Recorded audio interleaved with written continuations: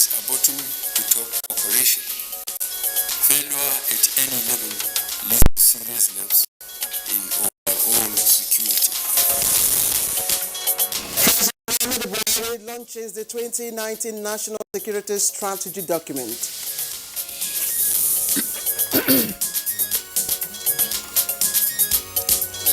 Federal Executive Council approves more funds for road projects across the country.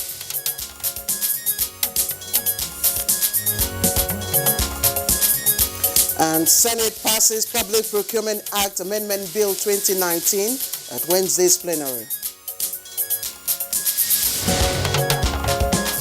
And on Good Morning Nigeria today, we shall discuss the federal government's external borrowing plan.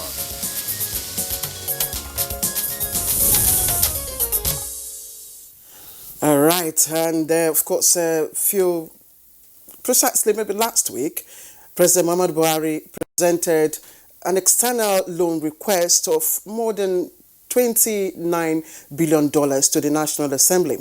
Now, despite growing concerns by Nigerians about that, the government has clarified that its debt to gross domestic product GDP is not only one of the lowest among its peers, but also within an acceptable threshold. Now, the federal government's plan to borrow an additional 1.92 trillion naira in the year 2020 will take Nigeria's total public debt portfolio to about 27 billion naira, an additional 15.5 billion naira borrowed since the beginning of President Muhammadu Buhari's administration just over 4 years ago. All right, Kingsley, we know that, of course, the president has, been making this presentation. We remember that in 2016, he equally sought the approval of the National Assembly to also, get some external, borrowing, right. yes, to fund certain fundamental infrastructure. But we do know that request was, approved in partial. Yeah, it fell through, yes, in the 8th Senate. But of course, the president had informed the Senate that the borrowed funds will be used to finance a number of projects across a number of sectors of the Nigerian economy, including agriculture, mining, and several others. But we do know from what the Honorable Minister of Finance has also indicated that the details of the 2020 budget stipulate quite clearly the government's plan to fund the budget with borrowing plus, of course, generating internal revenue. Okay. Indeed, Kingsley, the argument that people, put forward is that when you borrow, it's a sign of, a kind of challenge. But people have also come out to say that, look, borrowing is not a problem at all, but it is what you do with what you borrow that matters. And of course, government has come out to say, look, we need this money to fund infrastructure. And there are so many infrastructure projects going on in the country. We only saw, just a few days ago, the president, of course, the groundbreaking ceremony of the University of Transportation, although that was a corporate social responsibility. The railway, Lagos-Ibadan railway project is on course. In fact, the Lagos-Kano railway project is also another one. The Second Niger Bridge is on course. So these are fundamental infrastructure projects that government needs to fund. There's no doubt about that. That's what the government, of course, has outlined. And as you said, typically, some experts will say nothing is wrong with borrowing. And in fact, there is virtually no economy in the world that doesn't have its own debt stock. It's a financial plan. That's part right. Of the financial plan.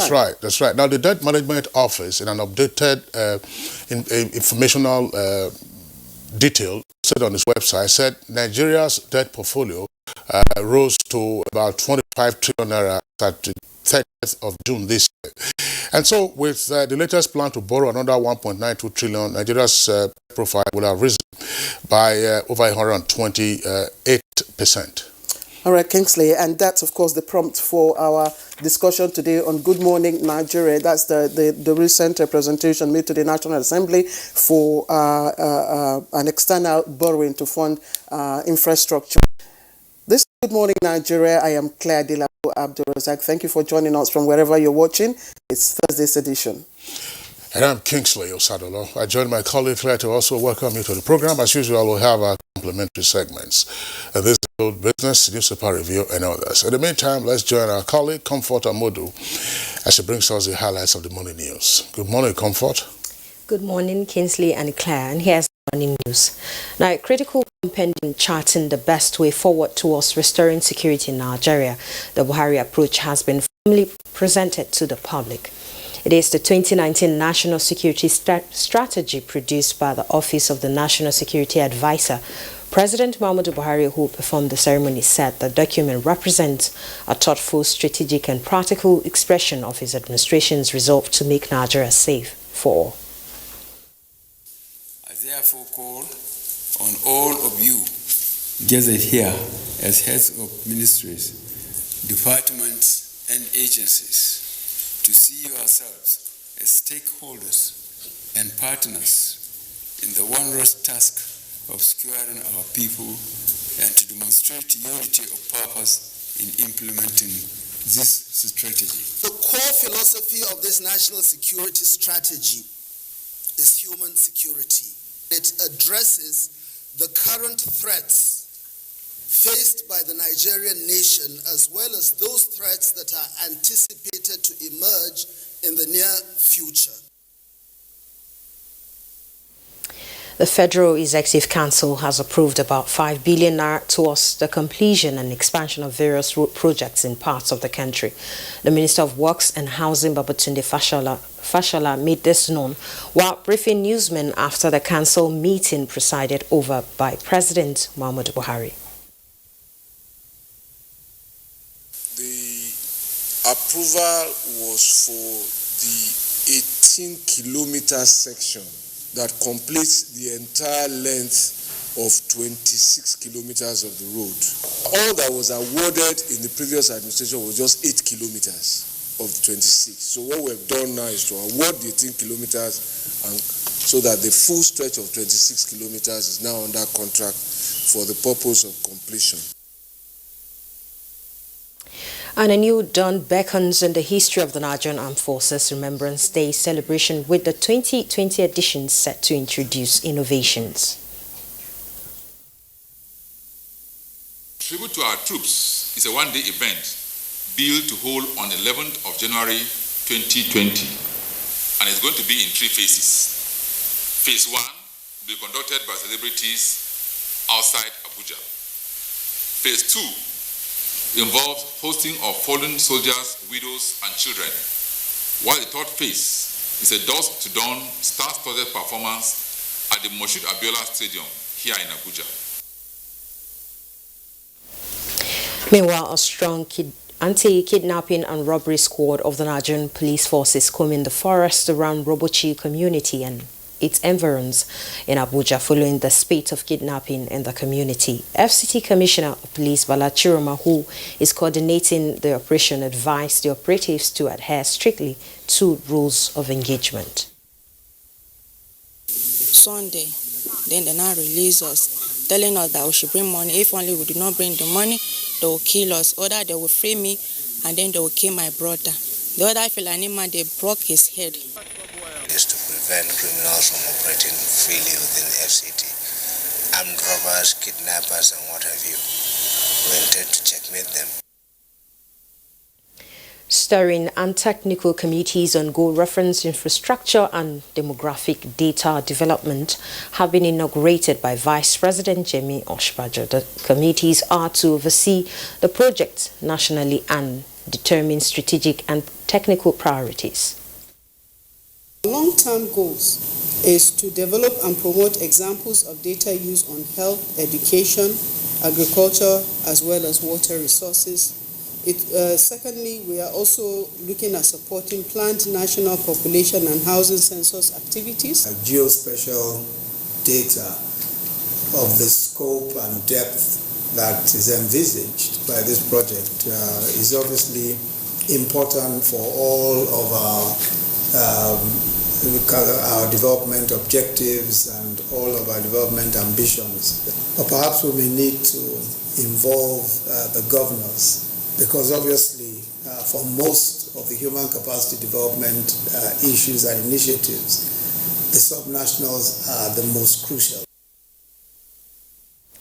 Now, no nation can experience socio-economic transformation with a cumbersome public procurement process. Taking cognizance of this, the Senate embarked on the amendment of Nigeria's Public Procurement Act aimed at reducing bottlenecks and to ensure timely completion of projects. Institution of e-procurement model through the deployment of information communication technology in order to curtail partial interference in the procurement system in accordance with the global best practices. Minimum easy processes that can easily be accomplished in order to fast-track the procurement process. Then we should have a time frame, a date to which maybe 2 weeks or 3 weeks. With this amendment, the procurement process will be faster, and therefore the budget implementation will be faster and better. Meanwhile, the House of Representatives Wednesday took steps forward in keeping with its resolve to pass the 2020 appropriation bill in the next couple of days. The House Appropriation Committee laid at plenary a report on the 2020 budget. A bill for an act to authorize the issue from the Consolidated Revenue Fund of the Federation the total sum of 10,594,364,830 naira only. The law establishing them stipulates that they must all be at the ports and borders. Many people are dying based on substandard products. This thing is as a result of fake drugs, substandard goods that are being brought into the country. It's a major problem, Mr. Speaker. We're a country of about 200 million people. Any good that will be imported to Nigeria will be ascertained from the origin, whether it's quality enough for Nigeria consumption. And those are the news highlights for now. Good Morning Nigeria continues with Kingsley and Claire after this break. I'm Comfort Amadou. Good morning. Hey, bro, what's up, man? Wait. Sure, son, I want the bicycle.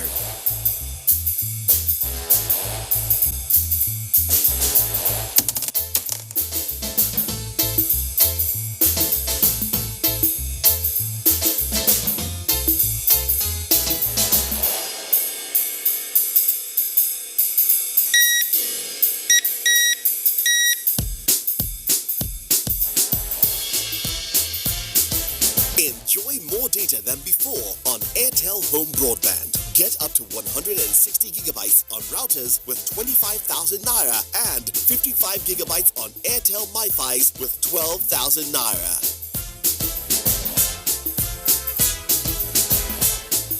More data, more you. Reliable home broadband by Airtel, the smartphone network. 20 years of travel and counting. 20 years of promoting tourism in Africa and diaspora. Over 3 million kilometers traveled. Over 30 African countries visited. Explored the diaspora in 4 continents. Connected over 100,000 happy tourists to Africa. Reached over 50 million homes. Igniting smiles across Africa and beyond. As Kogi Africa turns 20, we thank you and invite you to join us in the quest for 20 must-visit destinations in partnerships with the largest TV network in Africa, the NTA, Ministry of Information and Culture, Ministry of Transportation, Studio 24, Delta Airline, Toll Brokers International. You too can still be a partner. Call the numbers on your screen or info@gogiafrica.tv. Kogi Africa, celebrating 2 decades of heritage, travel and tourism. Not so fast. Look, I'm tired. I want to check out of this country for greener pastures. Just calm down for a moment. Please sit down. Do you have a job where you're going to? No, but someone is arranging, Listen, Alinko. Checking out of this country without proper planning means one thing. Unimaginable begin. You know, I've been in the diaspora, but legitimately doing great things at home and abroad. As I've been saying, without the proper footing abroad, the risk is not worth it. Listen, Alinko, it's better to be home than be trapped abroad or even end up in prison.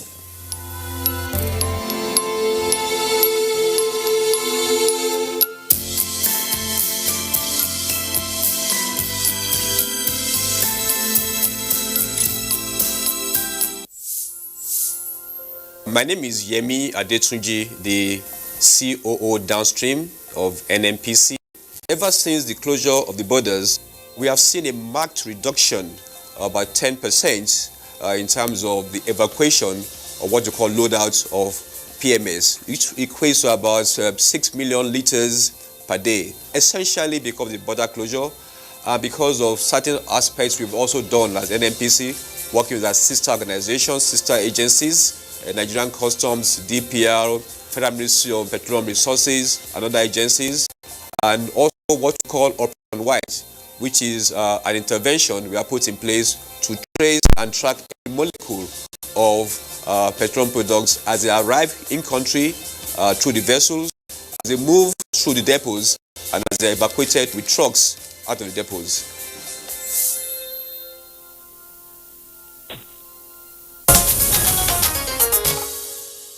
All right, let's take a look at what's trending in the business world as we join our business desk for business news. In line with federal government's continued quest to diversify the economy as well as provide the much-needed employment for the growing population, the National Bureau of Statistics has launched its fourth Wave General Household 2018 to 2019 Survey Panel Report. Is a model that assists in understanding how agriculture may impact household welfare as well as add to the human and physical capital of households with a view of reducing poverty. These results will no doubt provide a rich and valuable source of information to support government's efforts along this line.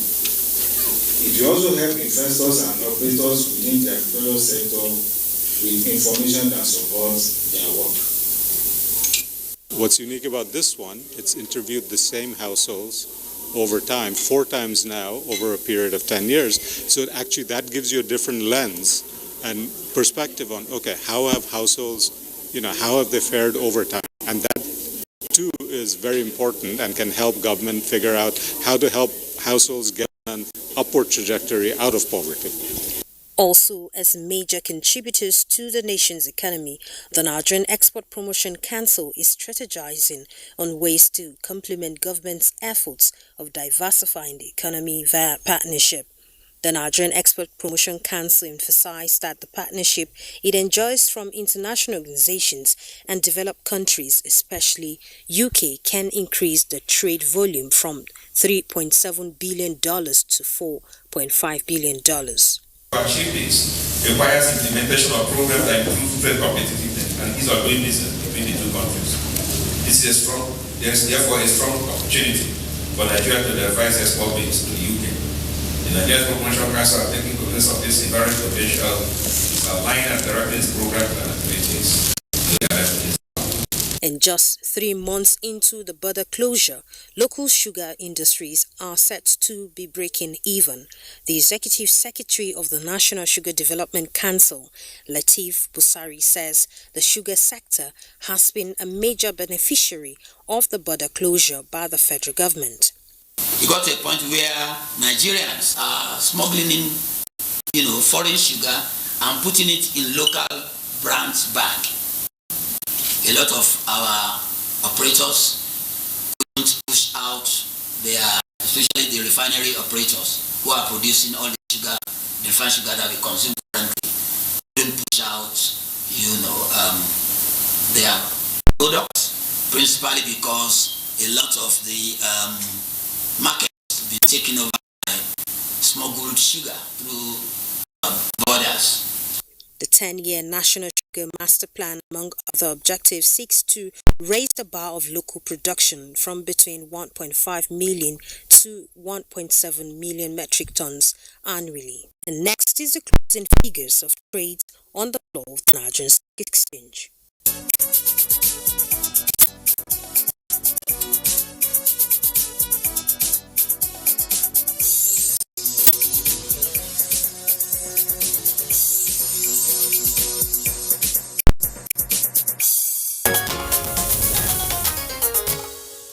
Many thanks there, Tamudu, for the business package. Next for us is a review of the papers we have this morning.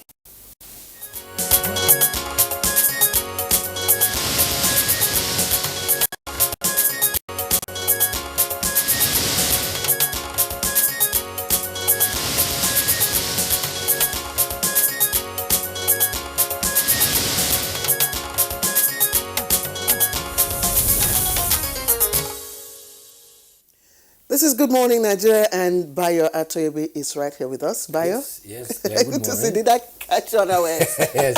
Good morning, Kinsley. Good morning, Nigeria. All right. Of God. Of God. Yes. And he's startled. It's okay. Yeah, I think you. Okay, let me start with the Daily Trust. And it's quite busy this morning with, of course, picture stories and headlines. But let's take the lead story. Ex-governor's mum as court orders recovery of pensions. Ex-governor's mum as court orders recovery of pensions. It comes with a rider. We are studying the ruling, according to FG. And who are the ex-governors? A picture of some of them you can find right there. And these are the faces of some of the ex-governors and, of course, ministers. All right. Just a little below the nameplate, you find Senate committee increases 2020 budget by 450 billion naira. The details of that is on page 8. IPPIS, federal government gives lecturers Friday deadline. Read up the details on page 7. And bandits kill 8 kidnapped district head and 6 others in Niger. Okay, let's look at trending stories at the foot of the paper. The Assembly declares 14 members elect seats vacant. Page 13. And ethnicity shouldn't determine Buhari's successor, coming from Korocha, Senator Korocha now. Details of that on page 14. And constitutional amendment begins January, and that's coming from the President of the Senate, Ahmed Lawan, page 16. All right. We'll also take a look now at the front page of the Punch newspaper. Above the nameplate, so we just take it from top to bottom. NNPC, DPR, and FIRS illegally deducted 1.5 trillion naira, and that's attributed to the Director General of the Federation, with details on page 30. Now, federal government treating judiciary with disdain by disobeying orders, that's according to Professor Wale Soyinka. Court orders AGF, that's Attorney General of the Federation, to recover 40 billion naira pension from ex-governors. That's the story Claire read from the Tribune. That's on page 43. Ganduje's new Emirates bill divides Kano Assembly. Details on page 13 as well. Now, 2 pieces there beside the nameplate of the Punch. Nigeria's public finances increasingly fragile, says Moody's. PPIS, the kicker. ASU members sneak to register. Enrollment hits 937,000. ASU members sneak to register, and enrollment hits 937,000. Now, the lead story comes with a kicker. Almajiri time bomb. NSA raises fresh concern. ACF leader knocks governors. That story is in greater detail on page 2, but there's a quote there taken from the National Security Advisor, and it reads, "This Almajiri phenomenon, which we have been talking about, cannot continue to, that should be sweep it under the carpet. Eventually, it will come back to bite us on the butt big time." Details are said on page 2. Now, 2 composite photographs on the front page of the Punch there. They have the caption, "Members of the People's Democratic Party during a protest on the killing of the PDP women's leader, Mrs. Salome Abu, during the Kogi governorship election." Protesters were at the entrance of the National Human Rights Commission in Abuja, and that was yesterday. EFCC arrests Mama Boko Haram for alleged 66 million naira fraud. Bandits attack Niger district head, kill 11, abduct 6. Kajuru killings, Adara leaders petition El-Rufai, oppose market reopening. Ghanaians shot 1,000 Nigerian shops over border closure. That's attributed to the envoy. Details on page 42. Gas explosion rocks Lagos Hotel. Injures 7. Bio. Well, let's start with the human interest story. That gas explosion, this happened in the Victoria Island, and the accident was just probably due to carelessness. Some welders were working, not knowing their pipe was leaking, and that was what led to the explosion. Fortunately or unfortunately, there are no deaths reported, but about 3 persons were injured. Some cars were damaged, and the glass in some windows were also damaged. Now, the issue of IPs you will recall that the registration on the IP started and it will end on December 7th. And federal government has announced that failure to register will mean no salary. However, with 1 day to go, 2 days to go specifically, the academic staff union have raised pertinent questions that if all federal agencies or anybody who draw remuneration from the public cover should register, why are the central bank, the NNPC, the Federal Inland Revenue Service, and the Security Exchange Commission not also being forced to register on the IPPIS? That is food for thought. The Federal Executive Council yesterday met, and the National Security document was also launched. The emphasis seems to be on BAC, that is banditry, armed robbery, and kidnapping. But the National Security Advisor has raised the alarm about the time bomb waiting to detonate, and that is the challenge with the Almajiri. An idle hand, they say, is a devil's workshop. So the earlier we tackle that, we will save ourselves the danger of having it explode in our face. Other approvals at that council yesterday were the purchase of vaccines to enhance animal husbandry across the nation, as well as the Federal Executive approval of the construction of an 18-kilometer road linking Ajasepo of and Erinle to Osun State.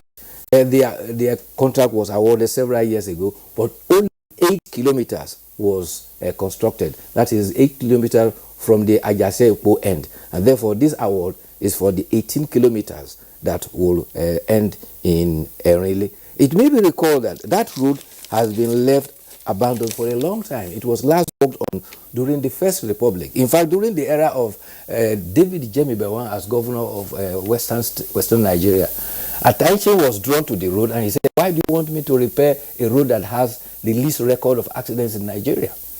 And so the road has been like that for a long time. So this is so-called now coming from people in that area. Now to the matter of the day.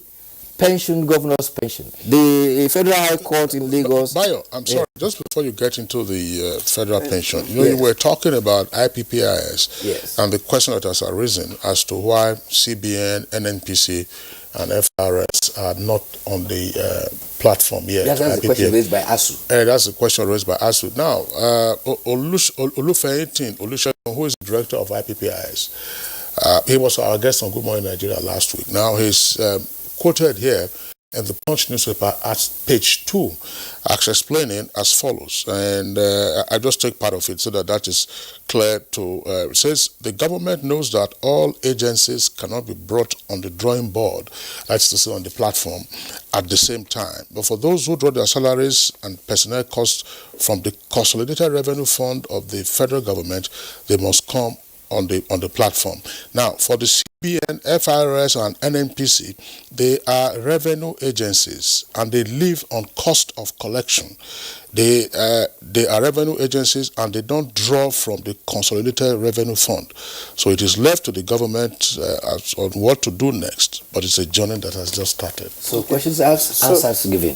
So because they did not draw from the Consolidated Revenue Fund, yes. That's what it said. All right. Now at the courts now. The Federal High Court sitting in Lagos, presided over by Justice Oluremi Oguntoyibo, has directed the Attorney General of the Federation and Minister of Justice to challenge the legality of the state's pensions law permitting ex-governors and other political officers to collect such pensions.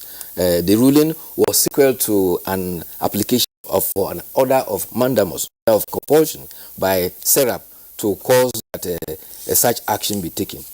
Well, the observation from this is that these are in conflict with powers of the Attorney General of the Federation. Section 174 will be in conflict with that of the Attorney Generals of the state provided for in Section 211. Also, if you go to the Section 100, which allows state assemblies to also make laws, and if you recall, all these pensions were approved by state legislature, so in context of the law, they might appear to have been very much in order.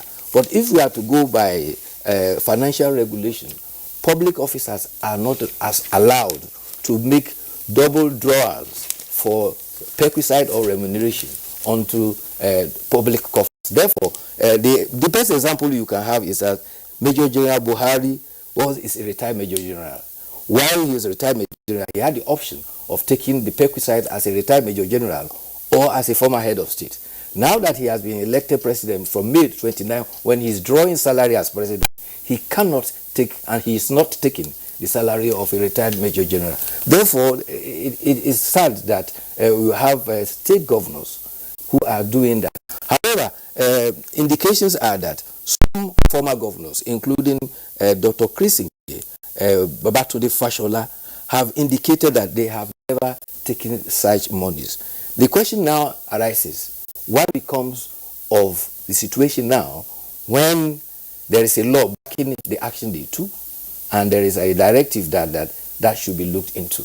Maybe the courts will have to decide if the Attorney General decides to take it up in the court as ordered by the Federal Court in Lagos. Well, Kingsley, I don't know, but let's quickly take...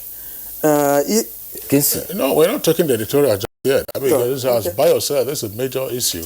I mean, so you saw the story online yesterday, after the Federal High Court in Lagos, Kogi in Lagos, gave its decision on the action brought by SERAP. You know, it's a matter that has come up on Nigeria at various times.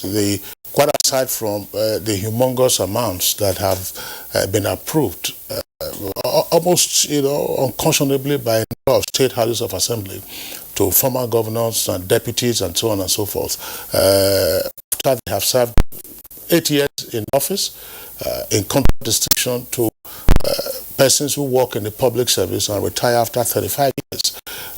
It is the details of the benefits that often cause the challenge. You have a house in the state capital, you have another house in Abuja, you have two cars that change every 3 or 4 years, you have a retinue of domestic staff, your medical bills are picked up after you have served for 8 years. Your medical bills not just for yourself, but for your spouse and other members of your family. Which state government can afford that, or what is the opportunity cost of paying such monies?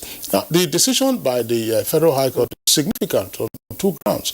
The order of mandamus compelling the Attorney General of the Federation to seek a legal interpretation as to the validity of those state laws, because it is not just the fact that the State House of Assembly has powers to pass such laws, but such laws must be measured against what we now refer to as our pension prudence.